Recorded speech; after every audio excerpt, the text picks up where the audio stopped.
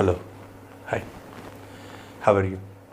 இந்த வாய்க்குள்ளே பேசுவாங்க. சினிமாவில் அவர் கூட நடித்த அத்தனை நடிகர்கள்ட்ட கேட்டாச்சு. அவர் கூட நடித்த துணை நடிகை, துணை நடிகர், டேரக்டர், கோ டேரக்டர், யார்கிட்ட வேணும் கேளுங்க. அவர் எப்படி பேசுவார், விஜய் எப்படி பேசுவார் செட்டில், அவர் பேசுறது யாருக்குமே கேட்காது.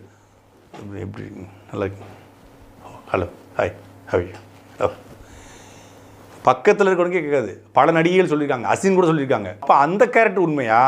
இப்போ வந்து நண்பா நண்பீஸ் என்ன இது உண்மையா? இது சினிமாவில் அவர் செட்டில் ஒரு மாதிரி இருப்பார், ஆக்ஷன்னா வேற மாதிரி மாறி வருங்களா? இது ஆக்ஷன் மேடம், இது ஆக்ஷன். ஏன் இப்போ விஜய் அப்படிங்கிற சூப்பர் ஸ்டாராக இருக்கக்கூடாதா?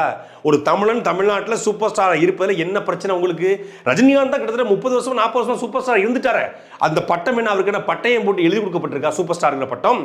தமிழ்நாட்டு மக்கள்லாம் வந்து ஒரு 10 ரூபா பத்திரம் வாங்கி தமிழ்நாட்டுக்கு நிரந்தரமான சூப்பர் ஸ்டார், எப்படி நிரந்தர முதலமைச்சர் ஜெயலலிதா, நிரந்தர முதலமைச்சர் கருணாநிதினு சொன்னாங்களோ அப்படி நிரந்தர சூப்பர் ஸ்டார் ரஜினிகாந்த் சொல்லப்பட்டிருக்கா.